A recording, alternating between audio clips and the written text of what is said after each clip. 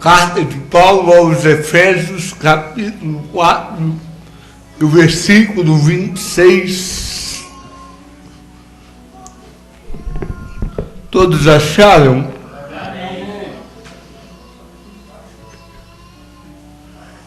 Irai-vos e não pequeis, não se ponha o sol sobre a vossa ira. Vamos repetir toda a igreja? Eu vou ler, você repita, por favor. Irai-vos e não pequeis. Não se põe o sol sobre a vossa ira. Mais uma vez, irai-vos e não pequeis. Não se põe o sol sobre a vossa ira. Pai, tua palavra foi lida, será ministrada, Pai. Pai, eu preciso, eu dependo exclusivamente do Senhor, do teu Espírito. Dá-me condições para entregar aquilo que o Senhor me deu, Pai. Que cada um saia daqui alimentado pela tua palavra. Fique à vontade em nosso meio, em nome de Jesus. Irmãos, dando continuidade aí à nossa série, é os 7 pecados capitais. Para quem não veio na última quarta que eu falei, nós falamos sobre o pecado da inveja. Na primeira quarta, nós falamos sobre o pecado do orgulho. E hoje nós vamos falar sobre o terceiro pecado capital, que é o pecado da ira, da raiva. E antes de eu entrar, eu queria deixar aqui 2 perguntas. A primeira pergunta é: será possível alguém, ou melhor, vamos trazer para o nosso contexto, será que existe algum cristão que nunca se irou, nunca ficou com raiva, com cólera? Primeira pergunta é essa, né? Será possível alguém não se irar, Alex? Segunda pergunta: será que toda ira é maligna? Será que toda ira é maligna?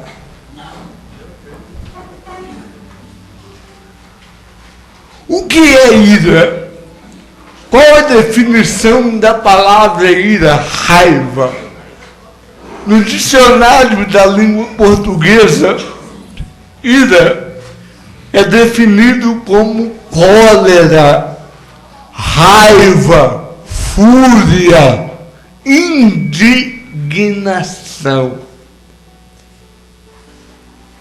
Alguém aqui já ficou furioso alguma vez? Indignado, com raiva, nervoso, desejando vingança? Aqui não. Principalmente os casados nunca tiveram raiva da esposa, do marido, do filho. Os motoristas aqui nunca passaram raiva no trânsito, nunca xingaram, nunca pensaram nada. Os empregados aqui nunca tiveram raiva do patrão, nunca ficaram indignados. A ira, conforme eu disse aqui, certamente é um pecado que está na vida de todos nós. Eu vou repetir. A ira é um pecado que está na vida de todos nós. Há um poeta lidiano chamado Horácio. Esse poeta lírico romano, ele definiu a ira, Elias, como uma loucura temporária. A ira é uma loucura temporária. Alguém já ficou louco aqui temporariamente, fora de si, temporariamente? Raquel, você não, Raquel. A ira, na definição de Horácio, é uma loucura temporária. Seneca, olha que nome bonito, Rosário, você dá para o seu neto, Seneca. Seneca, ele é conhecido como o filósofo, é um dos mais célebres escritores romanos. Ele disse, irmã Márcia, que a ira é uma loucura breve. A ira é uma loucura breve. Paulo, quando ele escreveu essa epístola aos Efésios, ele vai fazer uso do Salmo de número 4. Salmo de número 4, verso 4, que diz: quando vocês ficarem irados, não pequem. Salmo 4, verso 4, diz, irmã Isabel, quando vocês ficarem irados, não pequem. Roseli, o salmista não disse, se vocês ficarem irados. Ele diz, quando vocês ficarem irados, não pequem. Porque eu acredito que é impossível passar por essa existência sem ficar irado. Então o salmista diz, quando vocês ficarem irados, não pequem. Paulo vai citar isso. E Paulo também vai dizer, ele vai citar uma frase, Cláudio, que é de Pitágoras. Pitágoras. Foi Pitágoras que disse, Freud, não se ponha o sol sobre a vossa ira. Não vai deitar, não vai dormir com raiva. Se tiver com raiva, resolva antes de dormir. Não se ponha o sol sobre a vossa ira. À luz das Escrituras, eu queria que todos olhassem aqui para mim, Leandro. Chega de olhar o banner, esse banner já está aí 6 meses, Leandro. À luz da Escritura Sagrada, nem toda ira é pecado. Nem toda ira é pecado. E nem toda ira, Milton, é maligna. Eu vou repetir. Nem toda ira é pecado e nem toda ira é maligna. A Bíblia, por exemplo, irmã Nailda, ela fala sobre a ira de Deus. Se toda ira fosse pecado, Deus não irava. A Bíblia fala sobre a ira de Deus. Eu vou dar algumas referências aqui. 1 Tessalonicenses 2,16 diz que a ira de Deus caiu sobre eles até ao fim. A ira de Deus caiu sobre eles até o fim. Na carta de Paulo, aguça bem os ouvidos aí, porque Paulo vai dizer na sua carta aos Colossenses, capítulo 3, versos 5 e 6, que a ira de Deus cairá sobre os filhos da desobediência. Paulo diz assim: mortificai, pois, os vossos membros que estão sobre a terra. A prostituição, quem anda prostituindo, a impureza, o apetite desordenado, a vil concupiscência, a avareza, que eu vou falar daqui a algumas semanas, que é idolatria, pelas quais coisas vem a ira de Deus sobre os filhos da desobediência. Outra referência sobre a ira de Deus, Efésios 5 e 6. Efésios 5 e 6 diz que a ira de Deus, Lourdes, também virá sobre os filhos da desobediência. Paulo usa a mesma expressão: a ira de Deus virá sobre os filhos da desobediência.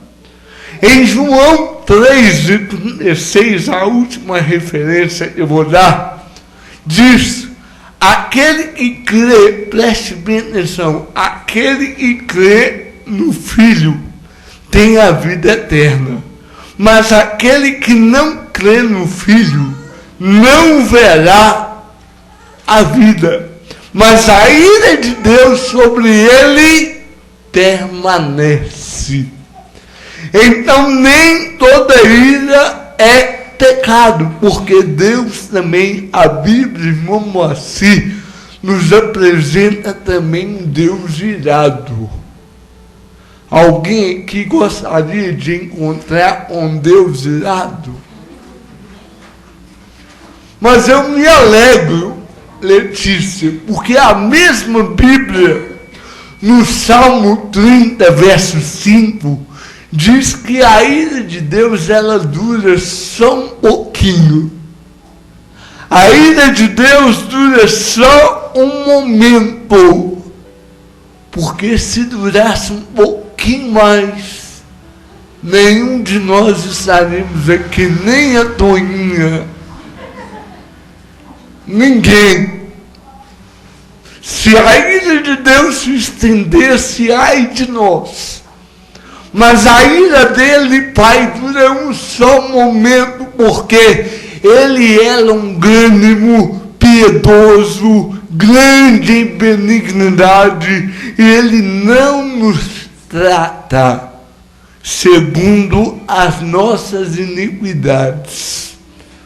Se Deus fosse tratar a gente de acordo com o que nós merecemos, é por isso que aqui na igreja eu não deixo cantar aquela música: restitui, eu quero de volta o que é meu. Se Deus fosse dar o que é nosso, a gente estava lascado, fulminado. Deus não nos trata, Nélio, conforme nós merecemos. Agora, e Jesus? Será que a Bíblia também nos apresenta um Jesus, irmã Terezinha, irado? Será que Jesus irou alguma vez, pastor Júnior? Meu pai menciona um texto aqui. Está lá no Evangelho de Mateus, irmã Isabel. Jesus chega no templo e ele expulsa todos os que vendiam, compravam. Ele derrubou as mesas, as cadeiras. Por que Jesus fez isso? Será que Jesus estava calminho quando fez isso? Ele estava irado, indignado, mas a ira de Jesus aqui é no sentido, é por um motivo justo. É chamado pelos teólogos uma ira santa, uma justa indignação. Um escritor que eu citei aqui na semana retrasada, chamada Os Guinness, ele diz também, Alex, que Jesus ficou irado. Jesus, a palavra grega é muito forte, Roberto. Lá em João capítulo 11, quando Jesus se depara com o túmulo de Lázaro, a morte de Lázaro, Jesus diante da morte, ele perturbou-se, ele ficou irado. É uma ira santa. Um pai da igreja chamado João Crisóstomo, ele disse assim certa vez: aquele que não fica irado, preste atenção, aquele que não fica irado quando é preciso, ele peca. Aquele que não fica irado quando é preciso, peca. Essa semana eu fiquei irado. Uma reportagem de um casal que manteve uma senhora mais de 20 anos em cárcere privado, trancada dentro de casa. Está passando no jornal aí. Imagina que um ser humano ficar preso 20 anos dentro de casa, sem poder sair na rua. Cárcere privado. Se você vê isso, não sentir ira, indignação, raiva, você peca. Todavia, a ira de Deus e a ira de Jesus é chamado ira santa. Porém, posso falar a verdade? Eu vou concordar com alguém que o pastor Júnior gosta muito, o Warren Wisber. Ele vai dizer que é difícil praticar a ira santa ou a indignação justa, pois as nossas emoções são distorcidas pelo pecado. E nós não temos a onisciência de Deus.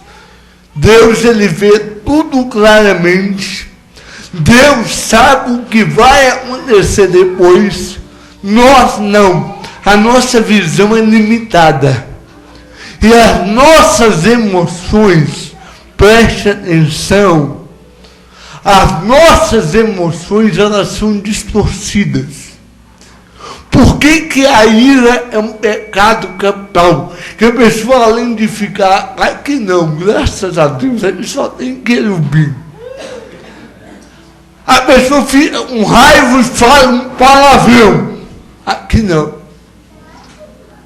A pessoa fica com raiva e guarda ódio, rancor.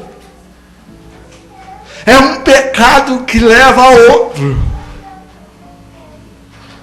Por isso é difícil para nós praticar essa chamada ira santa.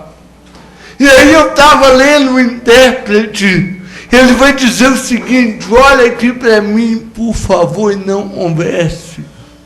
Paulo disse: irai-vos e não pegueis. Aí tem gente que fala assim: tá vendo? Eu posso irar, mas não posso pecar. Não é bem isso que o texto quer dizer. O que Paulo está dizendo aqui, na visão de um intérprete, eu concordo, é que quando você for tomado pela ira, quando você ficar irado, quando você ficar zangado, quando você ficar colérico, tem alguém aqui que tem um temperamento colérico? Quando você ficar colérico, você tem que cuidar que essa ira seja de pouca duração, para não prejudicar a você e a outro. Porque a ira prejudica tanto aquele que tem, como pode levar a prejudicar o outro. Eu vou falar e não escandalize, não sai da igreja por causa disso, não. Esse é o pecado que eu mais cometo. Eu estou olhando para Deus me converter. Porque é difícil. Eu fico irado até um grupo de louvor e da igreja, na hora do culto, dando a mandar mensagem, eu não vou. Aí eu tenho que vigiar. Eu fico irado com alguns clientes lá na loja, meu Deus. Tem que vigiar. Irado no casamento, é só eu que fico, ninguém mais. É isso que Paulo está falando. Quando você for tomado pela ira, cuide que ela seja rápida. Porque se não for rápida, ela vai levar você a pecar. Por isso ela é chamada um pecado capital. E aí Paulo vai dizer, Paulo Freud, ele vai copiar Pitágoras. E ele vai dizer, não se punha o sol sobre a vossa ira. Eu gosto sempre de citar em uma linguagem popular. Quando eu falei da inveja, eu citei um ditado popular que a inveja mata. Hoje, falando da ira, Rosália, eu vou citar uma fala. Eu creio que ninguém aqui nunca falou isso. Mas se você não falou, você já ouviu. Ninguém tem sangue de barata. É, meu? Ninguém tem sangue de barata. Você já ouviu isso? Quem já ouviu? Quem já ouviu isso? Levanta a mão. Só o pastor Júlio tem sangue de barata. Ninguém tem sangue. Quem já ouviu? Levanta a mão de novo. Agora, quem já falou isso? Né, moça? Ninguém tem sangue de barata. E aí eu fiquei curioso, Cláudio. Mãe, o que é sangue de barata? Barata tem sangue?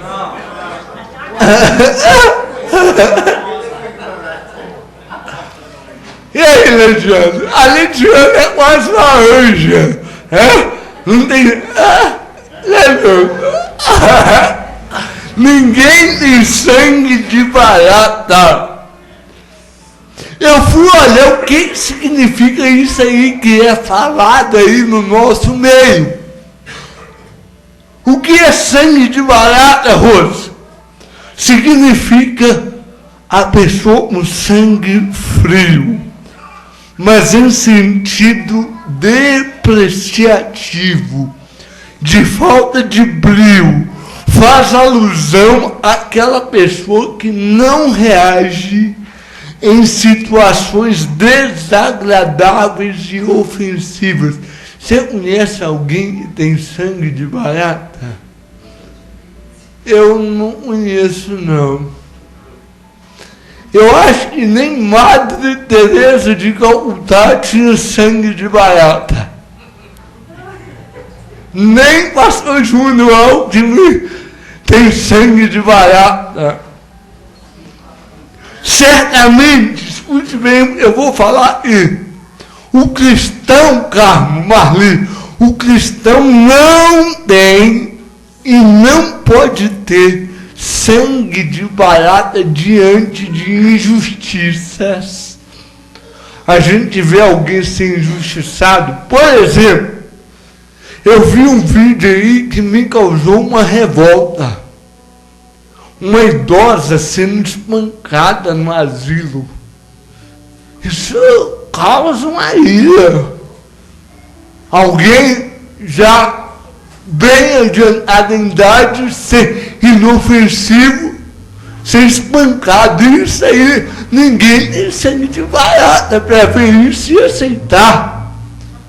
Por exemplo, se Deus nos livre disso, de ver um pedófilo praticar o ato ali na sua frente, não tem como, irmã Isabel, Milton e Uri, ter sangue frio nesse momento. Uma crueldade. Você vê uma crueldade. Tem como ter sangue de barata diante da crueldade? Outra coisa também eu coloquei aqui. Falso testemunho. Irmão, isso deixa qualquer um indignado. A pessoa chegar e falar que você falou, você fez, o que você não falou, o que você não fez. Nós não temos esse sangue de barata, esse sangue frio. E aí Paulo vai dizer assim: não se ponha o sol sobre a vossa ira. Irar não é o problema é dar lugar à ira. A indignação diante disso, Raimundo, ela não é pecado, mas o que eu vou fazer com isso? E Paulo vai dizer: se você, irmã Márcia, ficar brava com Elias, você não fica, que seja rápido. Não se ponha o sol sobre a vossa ira. E aí eu estava lendo disso, e os discípulos de Pitágoras, quando eles tinham desavença entre si, antes do pôr do sol, eles se abraçavam e eles reconciliavam. Antes do pôr do sol, se abraçavam e eles reconciliavam. E aí vem uma pergunta. Quando a ira se torna pecado? Quando a ira se torna, Tonho, pecado? Eu vou citar um exemplo aqui. E aí eu vou tocar num assunto aqui delicado. Preste atenção. É a primeira vez que eu vou tocar nesse assunto aqui. Uma mulher tentou justificar o seu mau humor dizendo: na hora eu estouro, mas depois passa. Aí, igual a um revólver, respondeu o amigo: veja o estrago que ele deixa para trás. Na hora da cabeça quente eu estouro, mas depois passa. Porque eu aprendi, e isso vale para mim também, que você soltar os cachorros em alguém é igual você subir no alto da montanha com um travesseiro de pena e rasgar ele e deixar o vento levar as penas. Depois vai juntar pena por pena de novo para ver o trabalho que dá. Né? Por isso que na hora da raiva, da cólera, da ira, eu vou mostrar aqui que é difícil, viu, Alex? É só você que é quase um querubim. Na hora da raiva, o ideal seria colocar um zíper na boca. Era bom se tivesse um zíper. A gente só fechar, né, Lourdes? Porque a ira pode nos levar ao ódio. A ira ela torna-se pecado quando ela transforma em ódio e ela passa a ser mais importante que o amor a Deus e ao próximo. Quando a pessoa está com ódio, ela esquece de Deus. Ela esquece do amor ao próximo. Ela esquece do maior de todos os mandamentos. Por isso que a ira, Rafaela, ela é um pecado capital. E aí eu vou pegar, eu queria que você prestasse bem atenção, eu vou citar Os Guinness. Ele cita 5 aspectos típicos do pecado da ira. 5. O primeiro aspecto da vontade da ira. Qual é, pastor? A contribuição da vontade. A contribuição da vontade. Por quê? Na hora da raiva, nós temos a vontade. E é possível controlar a vontade. Rose. Deus não ia enganar, não. Deus falou com Caim assim: o pecado está aí na porta, mas você pode dominar ele. A vontade, todos nós e Deus nos deu a vontade. E a vontade é uma decisão sua. O que você vai fazer? Ah, pastor, mas na hora da cabeça quente, a gente não pensa. Esse é o problema. Deveria pensar. E pode pensar. Então a primeira coisa é a contribuição da vontade. Segundo, um motivo errôneo. Por que você irou? Por que você está com raiva, pastor Júnior? Qual é o motivo dessa raiva, dessa cólera, dessa ira?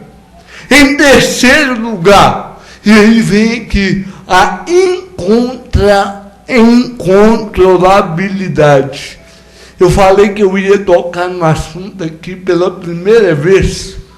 Olha o exemplo que eu citei aqui do revólver.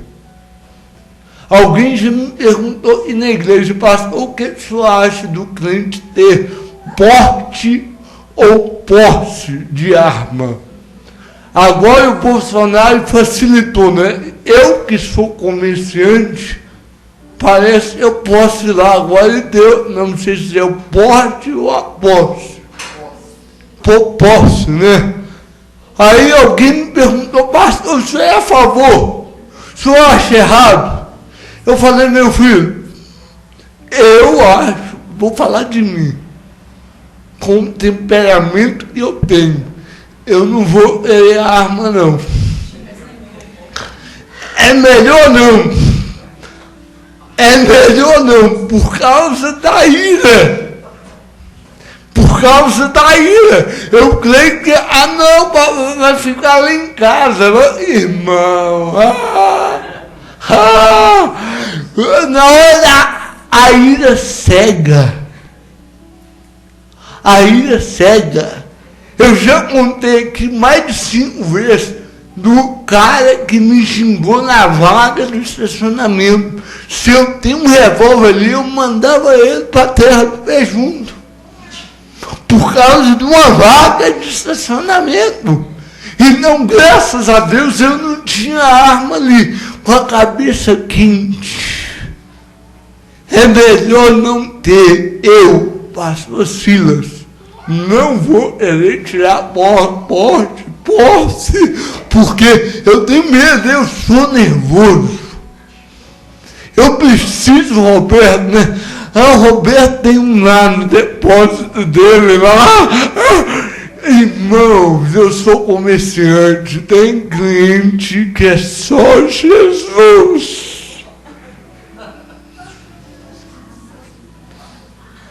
Entrou uma cliente na minha loja um dia com um papelzinho amarelo que os Correios dão do CPF.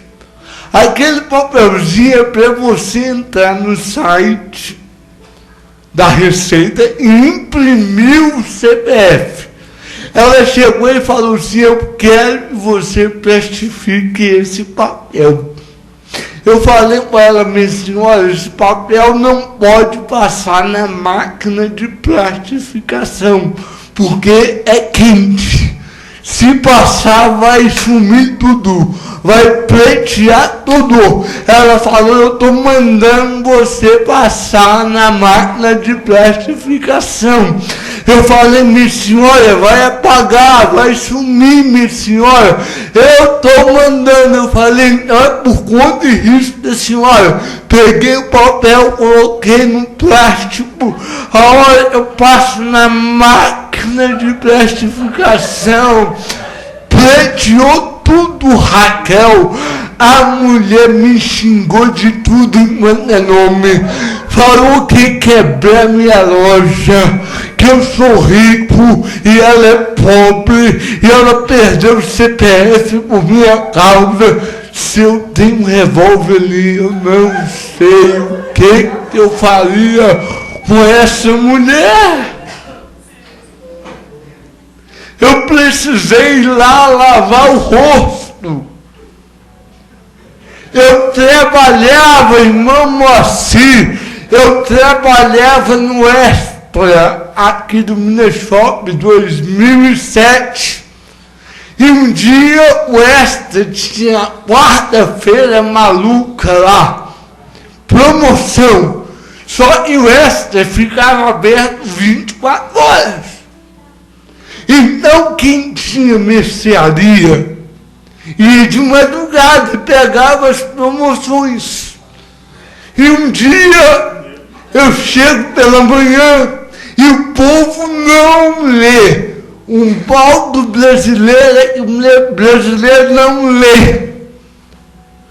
A propaganda diz assim: promoção enquanto durarem os estoques. E eu estava lá, 7 horas da manhã, 2007.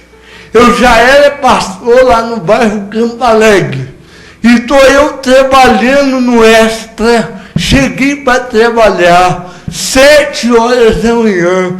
Eu me lembro até hoje, a promoção era o óleo de soja lisa. Me parece 1,79 ou 1,69. Só que quando eu chego, não tinha mais óleo. O pessoal tinha levado de madrugada. Aí eu chego, eu estou lá olhando a prateleira, chega uma senhora, mais ou menos 60 anos de idade. Essa senhora olha para mim e fala assim: cadê o óleo? 7 horas da manhã. Eu falei: acabou. E ela disse: propaganda enganosa. Eu saio cedo de casa e quando eu chego aqui não tem.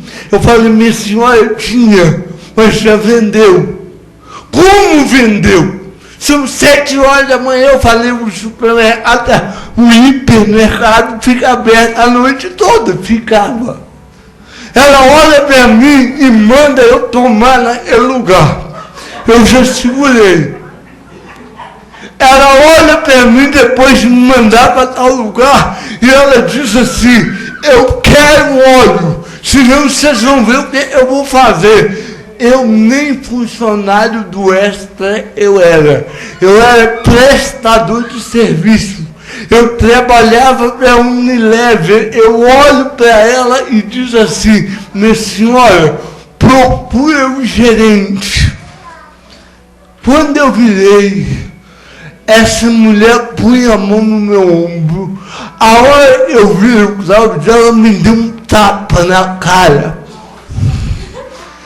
Ela me deu um tapa na cara, que ficou a marca. Eu fechei a mão e lá ia acertando o pé do nariz dela. Eu fui salvo pelo gerente. Ele me deu uma gravata e falou: calma, pastor, calma, pastor.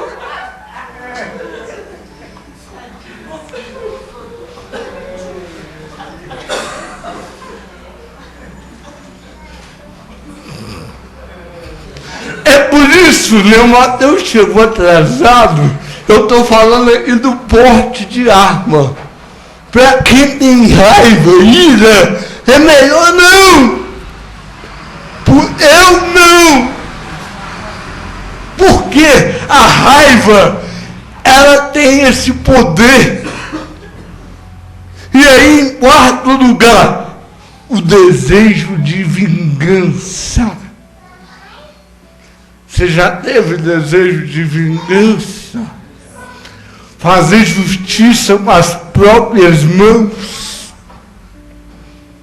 E em último lugar, que o Os Guinness apresentou aqui, os aspectos típicos do pecado da ira. Em quinto lugar, o desprezo. A raiva pode levar você a depreciar a outra pessoa. É uma degradação deliberada da outra pessoa. E aí junta a raiva com o orgulho. E você olha e fala, você não vale nada. Você é um imprestável.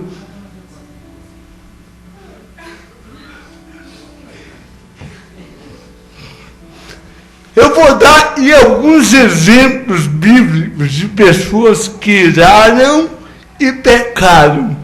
O primeiro exemplo, irmão Moacir, irou e pecou. Caim. Deus olha para Caim e fala, por que você está irado? Seu semblante não está legal não, cara. Você nunca vai ver o irado rindo. Ou ele ri de raiva. Deus olha, Nélio, para o semblante de Caim e fala, por que você está irado? E o que Caim faz? Mata o seu irmão.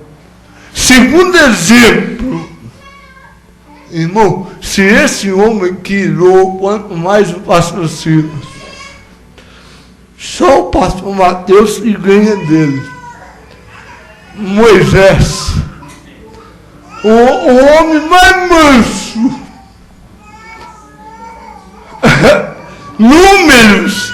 Números 20, 10 e 11.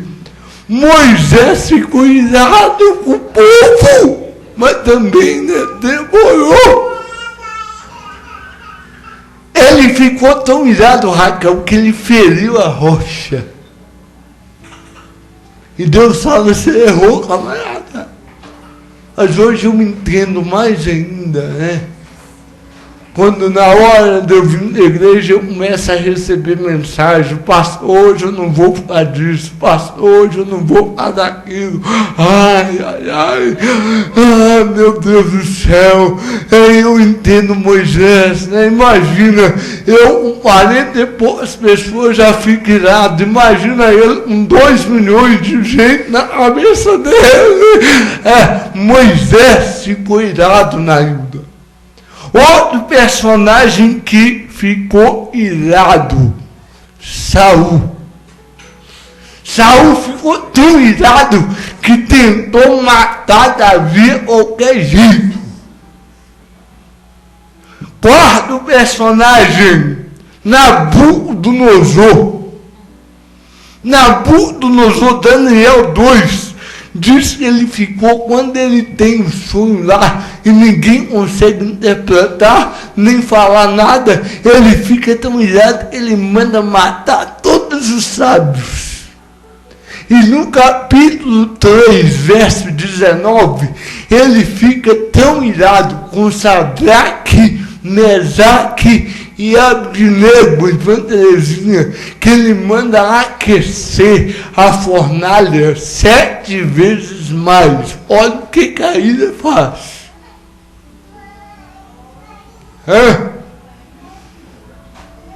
Você já ficou irado com o Alex?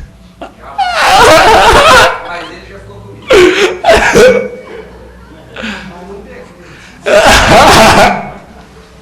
O último exemplo eu vou dar aqui, Herodes, Mateus 2:16.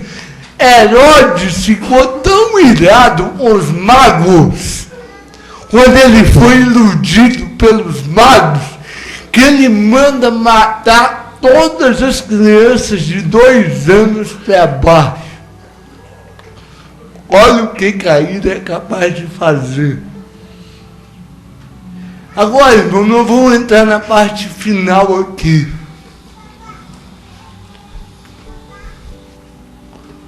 O que Jesus falou sobre a ira? Quais as advertências de Jesus sobre a ira? Você sabia? Preste bem atenção, olha aqui que é a parte final aqui. A ira foi o pecado e Jesus gastou mais tempo para falar no Sermão do Monte. Você sabia disso? Jesus dedicou muito tempo no Sermão do Monte para falar sobre o pecado da ira. Nós vamos pregar na igreja ainda sobre o Sermão do Monte. Eu vou só dar uma pincelada aqui. Capítulo 5, verso 21 e verso 22, Jesus diz assim: ouviste que foi dito aos antigos, não matarás, mas qualquer que matar será réu de juízo.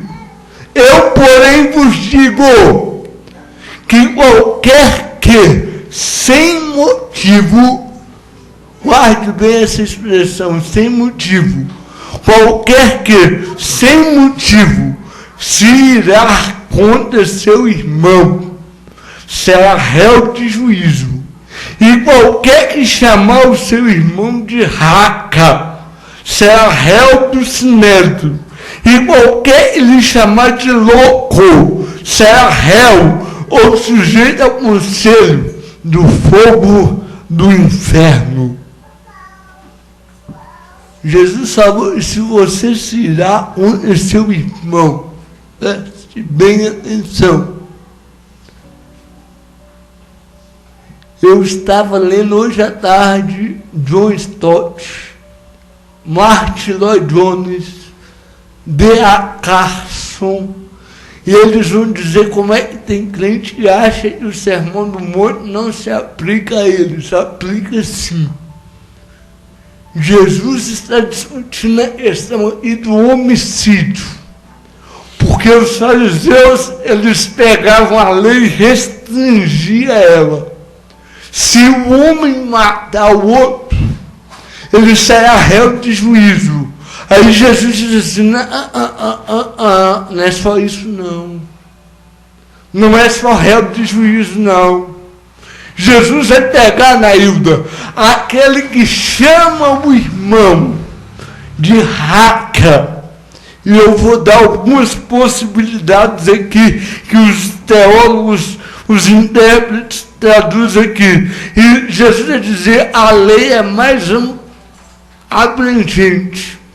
Jesus vai ampliar, Alex, e ele vai dizer assim: olha, Jesus amplia a proibição da lei, assegurando que essa proibição inclui pensamentos, palavras, além de atos, cólera, insultos, além, é claro, do homicídio.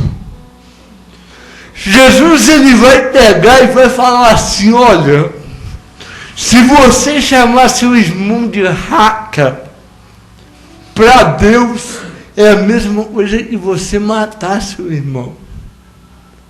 Não vai ter um julgamento aqui, mas será réu no fogo do inferno.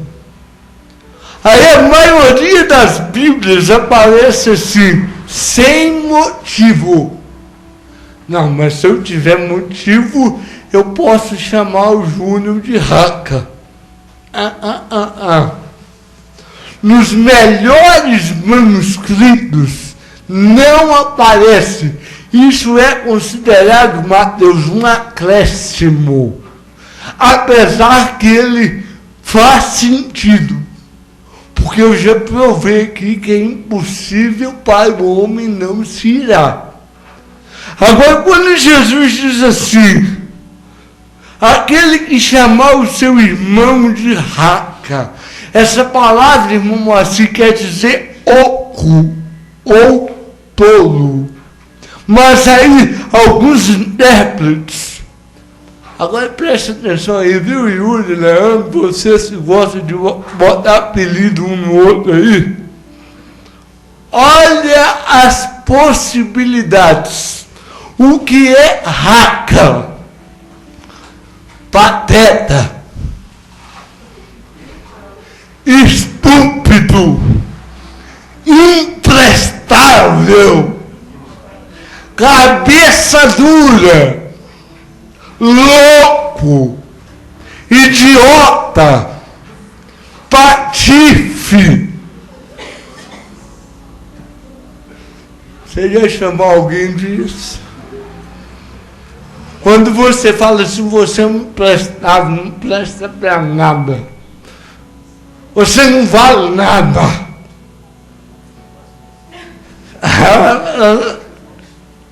Meu pai está viciado da música lá. Você é um estúpido. Eu queria ler aqui o que John Stott disse. Preste atenção, eu vou ler. Preste atenção.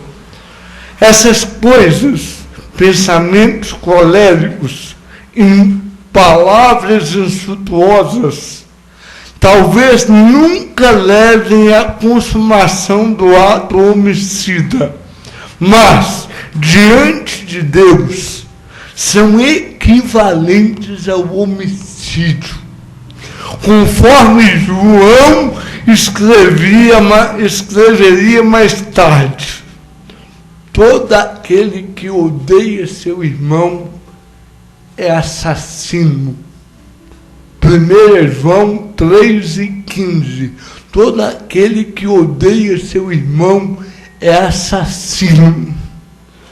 A ira e o insulto são maus sintomas do desejo de acabar com uma pessoa que está no nosso caminho. Você já teve desejo de acabar com alguém que está no seu caminho? Isso é um sintoma da ira, da cólera.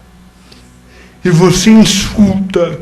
Aí ele diz assim, nossos pensamentos, olhares e palavras indicam que, como algumas vezes nós até nos atrevemos a dizer, gostaria que ele morresse.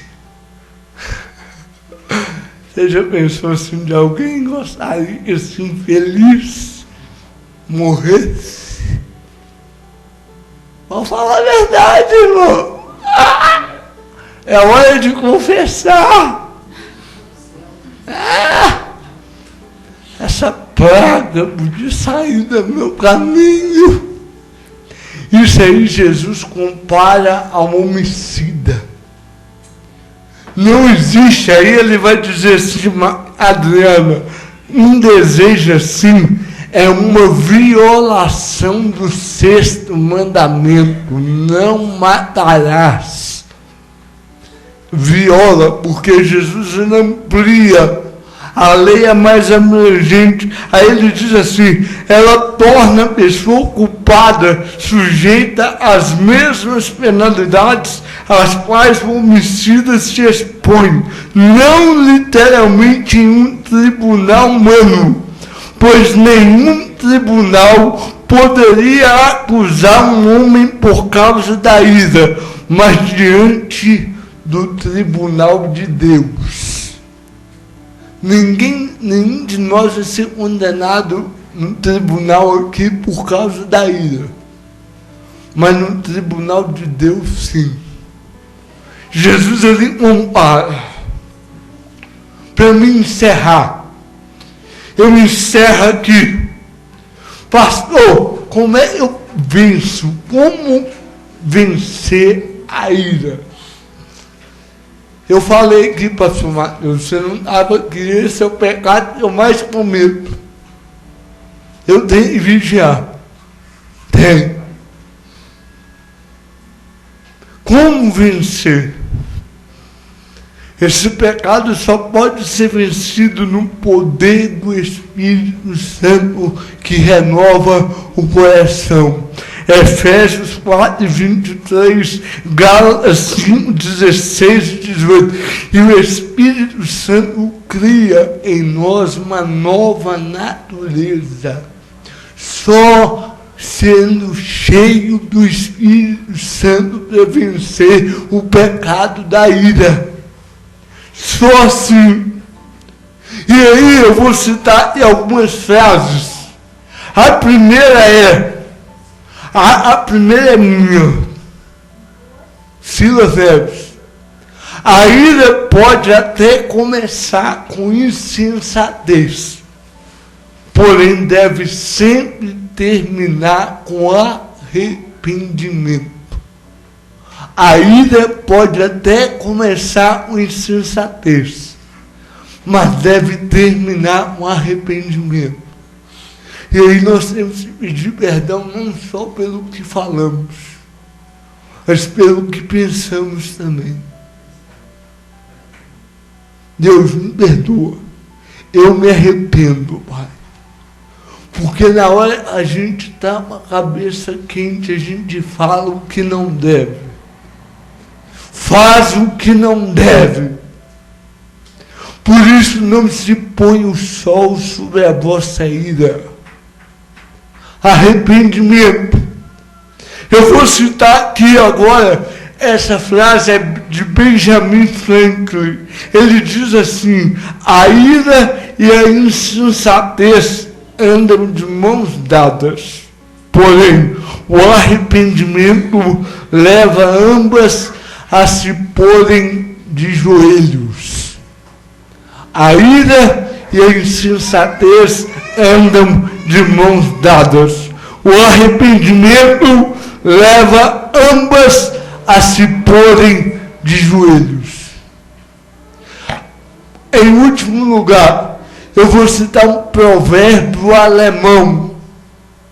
Esse provérbio alemão diz assim: a melhor resposta para a ira é o silêncio. Está irado? Cala a boca. Cala a boca. Provérbios 15, 1.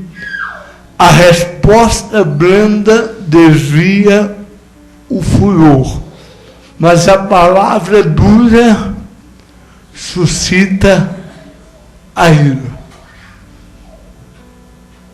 Jesus, ele vai falar no Sermão da Montanha, preste bem atenção, quando ele fala da ira, chamar o irmão de raca. Jesus vai falar: se você estiver aqui, vou trazer para o nosso linguajar aqui, se você estiver aqui adorando a Deus e lembrar que está com raiva do irmão, você sai e vai lá pedir perdão. Não fica aqui não. É isso que Jesus diz. Quando você trouxer a oferta e lembrar que tem alguém ao onde você vai até ele, Jesus usa o irmão. O irmão. E em segundo lugar, Jesus usa o inimigo, o adversário. Se você está devendo o seu adversário, você vai até ele e paga, antes que ele te leve ao juízo. Dois exemplos que Jesus usa para nos ensinar como controlar e vencer a ira. É muito triste, irmãos. Eu já vi isso dentro de igreja, não aqui. Agora eu falo sem brincadeira. Eu já vi igreja, irmão, falando sendo perto de fulano. Não gosto de fulano. Odeio fulano. Está ofertando à toa. Está dando lugar à ira. Irai-vos e não pegueis. não se ponha o sol sobre a vossa ira. Eu tenho orado, hoje à tarde eu chorei muito com Deus. E falando, Deus, controla o meu temperamento. Controla a minha língua. Me dê domínio próprio. Me dê temperança. Porque a ira é uma obra da carne. A ira é sinal da velha natureza. E nós precisamos, irmãos, levar isso a sério. Cuidado com este pecado, porque a ira pode levar ao ódio. A ira pode levar ao rancor. A ira pode levar à vingança. A querer fazer justiça com as próprias mãos. E deixa eu falar algo aqui. Nenhum de nós tem permissão de Deus para vingar. Nenhum de nós. Temos permissão para fazer justiça com as próprias mãos. Por isso nós precisamos pedir cada dia, Senhor, dai-nos o fruto do Espírito. Dai-nos o fruto do Espírito. Irai-vos e não pequeis. Não se ponha o sol sobre a vossa ira. Pai, obrigado por essa noite. Obrigado por esse ensinamento, Pai. Pai, tem misericórdia de nós, Pai. Pai, controle, nos dê controle, Pai, transforme o nosso temperamento, Pai. Nos dê sobriedade, Pai. Nos dê domínio próprio, Pai. Livre o nosso coração do ódio, do rancor, da mágoa, do desejo de vingança, do desprezo ao irmão, Pai. Tem misericórdia de nós, tem misericórdia de mim, Pai. Eu sou pecador, eu confesso, eu preciso ser moldado, eu preciso ser mudado, eu preciso ser controlado pelo Teu Espírito, Pai. Porque a Ti pertence a vingança, Pai. A Ti pertence, ó Pai, a justiça. Tem misericórdia, essa palavra venha gerar temor em cada um de nós. Em nome de Jesus. Em nome de Jesus. Amém.